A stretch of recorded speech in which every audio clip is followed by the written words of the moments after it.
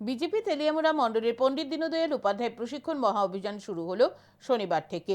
তেলিয়ামুড়ার কবি নজরুল দ্বাদশ শ্রেণী বিদ্যালয়ে শুরু হলো দুদিনব্যাপী এই প্রশিক্ষণ মহা অভিযান। প্রশিক্ষণ মহা অভিযানের উদ্বোধন করেন বিধানসভার মুখ্য সচেতক কল্যাণী সাহারায়। সাথে উপস্থিত ছিলেন মণ্ডলের নেতৃত্বরা।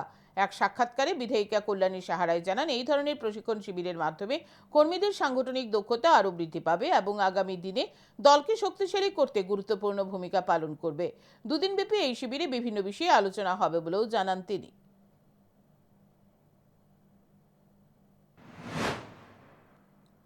ভারতীয় জনতা পার্টির রাষ্ট্রীয় কমিটির নির্দেশ অনুযায়ী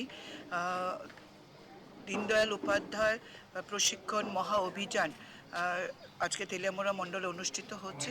গোটা দেশের সাথে সমগ্র রাজ্যেও এই অনুষ্ঠান আমাদের চলছে। আজকে তেলিয়ামুড়া মণ্ডল এই মহা অভিযানে আজকে সূচনা হয়েছে। দুদিনব্যাপী আমাদের এই অনুষ্ঠান চলতে থাকবে, যেখানে ভারতীয় জনতা পার্টির নীতি, আদর্শগত ভিত্তি এবং ভারতীয় জনতা পার্টির ইতিহাস এবং ভারতীয় যে সংস্কৃতি, সংস্কার বোধ, সাংস্কৃতিক চেতনা, তার উন্মেষ যাতে ভারতীয় জনতা পার্টির কার্যকর্তাদের মধ্যে হয়।